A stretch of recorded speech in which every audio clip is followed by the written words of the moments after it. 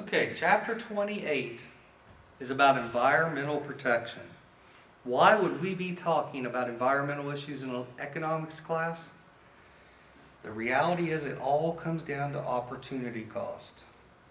In this chapter, we're going to talk about different types of environmental threats, the or the decisions that make those happen, total costs, regulatory options, and then we're going to finish up with the optimal rate of pollution, as odd as that sounds.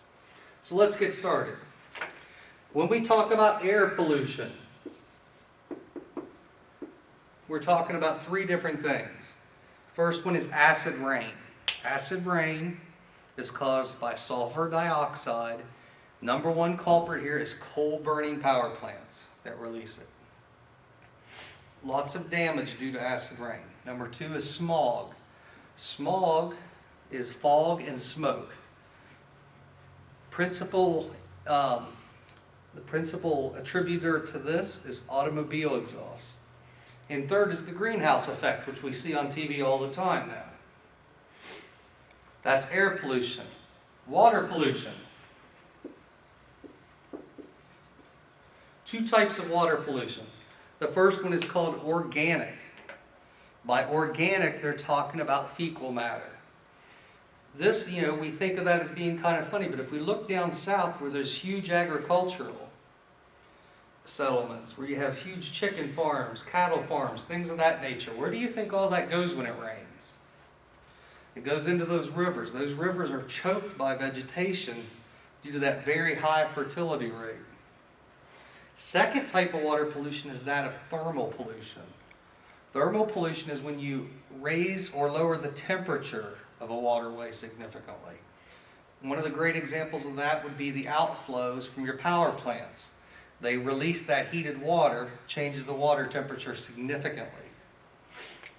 Then we have solid waste. Your number one contributor here is mining and agriculture, but that's not the dangerous kind. The dangerous kind comes from residential trash, residential and commercial. If you think about a landfill, what it really is a big hole in the ground that has a lining put to it. So we got to watch what we throw away. How many of you throw away your old batteries? I don't mean car batteries, I mean little double A's.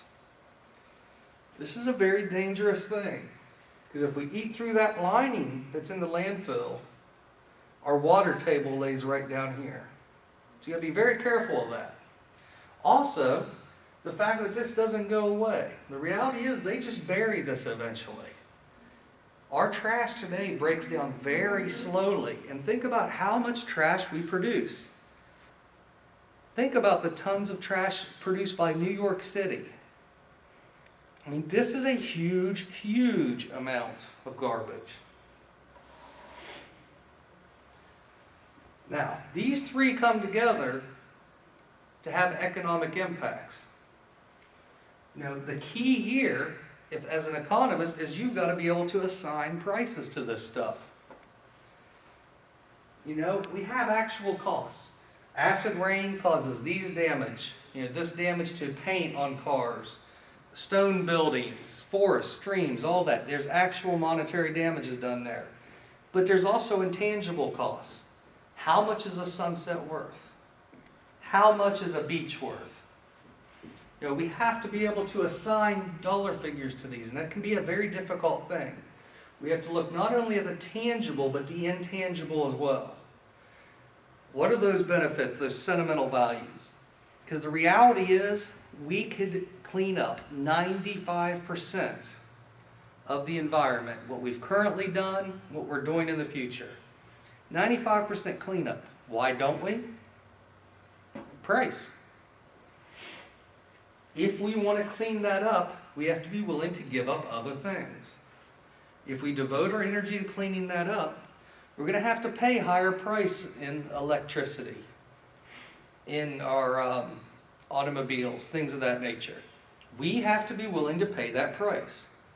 If you want those smokestacks that are upriver to have zero emissions, be prepared to pay for it. Your electric bill may be $500 to $1,000 a month. but you could have zero emissions. You know, as an example, we live in what's known as Cancer Valley. The reason for that, we have traded some years of our life for cheaper utilities.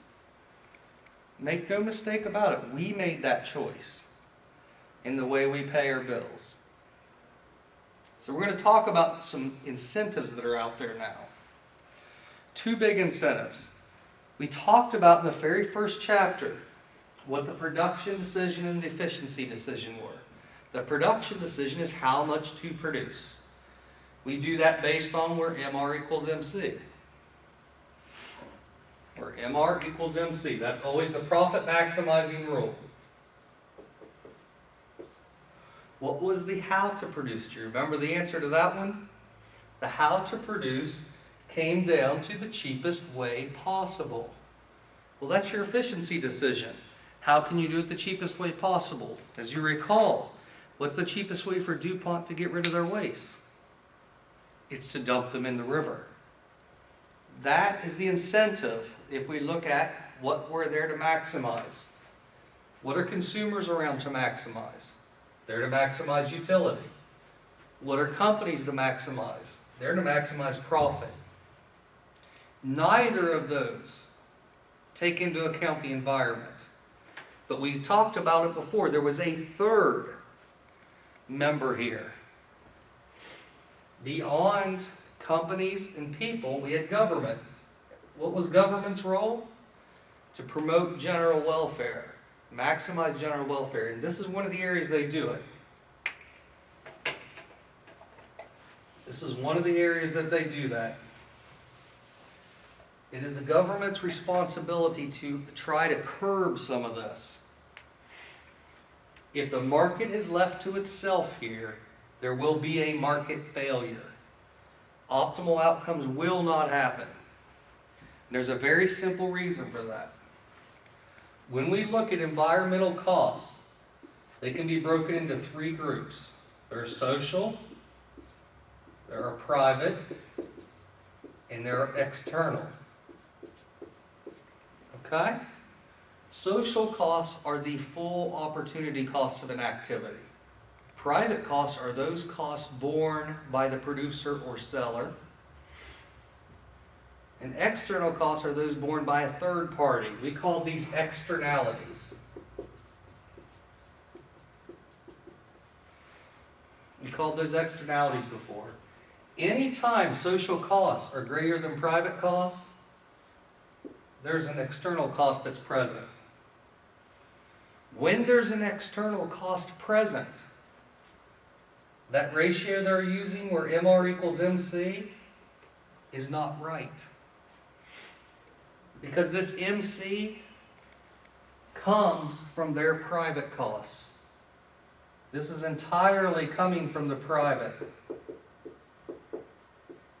Anytime that the private costs do not fully represent the costs, there is going to be an inconsistency here. If private costs do not fully represent social cost, then we will overproduce. Anytime there's an externality present, we're overproducing that good. Anytime there is a external cost associated with what you do in consumption, if you're not fully absorbing all the cost, there's an external cost. You are over-consuming. I'll give you a real easy example. What would happen if your electric bill quadrupled next month? Would you start looking for ways to cut your energy costs? Would you do things like turn out the lights, turn off devices, unplug devices? Would you be doing that? The answer is probably yes. If that's true, then aren't you over-consuming right now because it's cheap? Because you're not paying the full price of it? Are you over-consuming? Think about that. Anytime there's an externality, there is an incentive to either overproduce or overconsume. That's what the government is there for.